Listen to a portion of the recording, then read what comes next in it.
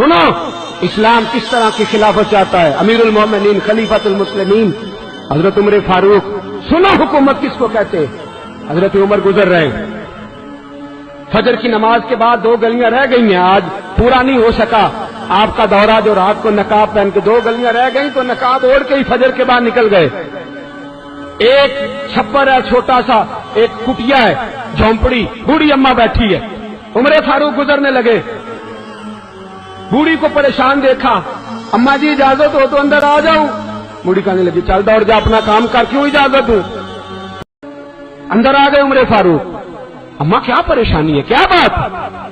اماں کہنے لگی خامد انتقال کر گیا, اولاد اللہ نے دی کوئی نہیں, میں غریب ہوں, 3 دن سے روٹی نہیں کھائی, 25 دینار کا قرضہ چڑھ گیا ہے, مجھے عمر فاروق سے بڑی شکایت ہے. اس نے میرا حال ہی نہیں پوچھا. حضرت عمر کہتے تھے مجھے اس نے دستور اور آئین سکھایا. کہنے لگے شکوہ ہے, عمر آیا ہی نہیں. حضرت عمر کہنے لگے اماں عمر کو کیا پتا کہ تو اس حال میں ہے. اماں دستور بیان کرتی ہے, اماں جمہوریت کا اعلان کرتی ہے, کہتی ہے نہیں پتا عمر کو. تو عمر سے کہو چھوڑ دے حکومت, اس کے حوالے کرے جو خبر رکھ سکتا ہے. نہ ادھر ادھر کی تو بات کر, یہ بتا کہ قافلہ کیوں لٹا. مجھے رہزنوں سے غرض نہیں, تیری رہبری کا سوال ہے. عمر سے کہو چھوڑے حکومت, اس کو دے جو پتہ رکھ سکتا ہے. حضرت سیدنا نافع فرماتے ہیں جس کے سامنے کسرا اور روم کے بادشاہ کانپا کرتے تھے, میں نے اس عمر کو بوڑھی اماں کے سامنے کانپتے ہوئے دیکھا. راشا تاری ہے عمر فاروق کا. دوڑے گئے, 25 دینار لائے, راشن رکھ کے لائے, روٹیاں پکائیں, بوڑھی اماں کو کھلائیں. کہنے لگے اماں 25 دینار لے لے اور چل, غلطی ہو گئی, عمر کو معاف کر دے. اماں بولی, بول کے کہنے لگی میں نہیں معاف کرتی, میں تو پکا پھل ہوں, بس گرنے والی ہوں. ایک دفعہ قبر میں جا لینے دے, میرے رسول آئیں گے تو میں عمر کی شکایت کروں پاک اور عرض کروں گی حضور اس سے پوچھ. اس کو نگران بنایا گیا, اس نے مجھ بیوہ اور لوارث کی خبر ہی نہیں لی. یہ ہے آئین اسلام, یہ ہے دستور مصطفیٰ کریم صلی اللہ علیہ وسلم. یہاں کتنے غریب بھوکے سوتے ہیں, کتنوں کے بچے روز اغوا ہوتے ہیں, کتنی مصیبتیں. گورنمنٹ کہتی ہے کچھ بھی نہیں, کچھ بھی نہیں, کچھ بھی نہیں, افواہ ہے, افواہ ہے.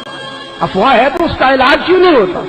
جاگیے اور سنیے میری بات. حضرت سیدنا فاروق اعظم نے 25 دینار دیے, پھر اس اماں کو کھانا دیا.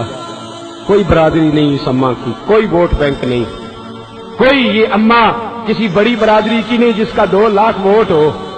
امیر المومنین ہو کے عمر فاروق اماں کے قدموں میں بیٹھ گئے. کہنے لگے اماں عمر کمزور ہے, حضور کا سامنا نہیں کر سکتا, تیری مہربانی نبی پاک کے سامنے شکایت نہ کرنا. اماں کہنے لگی چل میں تیری خاطر معاف کر دیتی ہوں, جا تو مجھے کسی اچھی ماں کا بیٹا لگتا ہے, جا تیری خاطر. کہنے لگے چل پھر مجھے لکھ کے دے. کہنے لگی میں تو ان پڑھ ہوں, تو لکھ دے میں دستخط کر دے. حضرت عمر نے لکھا. ایک بوڑھی اماں کو شکایت تھی خطاب کے بیٹے عمر سے, اور پھر وہ معاف ہو گئی. اماں کہتی ہے میں نے اللہ کی رضا کے لیے معاف, یہ دستخط کر دو.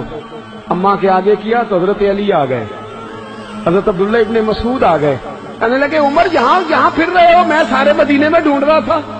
اماں اٹھ کے کھڑی ہو گئی, ہائے میں مر گئی, یہ عمر تھا, یہ میں نے کیا کیا. حضرت عمر کہنے لگے اماں نہ, اپنے وعدے پہ قائم رہ, تو نے جو کہا تھا اس پہ قائم رہ. ہمیں تو بتایا گیا تھا یہ والا نظام پاکستان میں آئے گا, یہ کہا تھا قائد اعظم نے, یہ رنگ ملے گا تمہیں. کہا ماں تو وعدے پہ قائم ہے, لکھ کے دے. لکھا, اماں نے سائن کیے. پھر حضرت علی سے کہنے لگے بطور گواہ آپ بھی سائن کر دو. پھر عبداللہ ابن مسعود سے کہنے لگے آپ بھی سائن کر دو. سائن ہو گئے تو جناب عمر نے رکا لپیٹا. حضرت علی کو کہنے لگے علی تو میرا دوست ہے, میری صبحوں اور شاموں سے واقف ہے. علی تو میرا رازدار ہے یار, مجھے یقین ہے کہ میں تجھ سے پہلے مر جاؤں گا. جب عمر کا انتقال ہو جائے تو یہ رکا میرے کفن میں رکھ دینا, رکھنا میرے کفن میں. علی کہنے لگے پھر کیا ہوگا. اور میں جب نبی پاک میری قبر میں آ کے پوچھیں گے نا بتا تو حکمران تھا کیا کر کے آیا ہے, تو فرمایا میں رکا نکال کے عرض کروں گا سونے ایک اماں ناراض تھی میں اسے بھی راضی کر کے آیا. حضور میں راضی کر کے آؤں، یہ یا رسول اللہ میں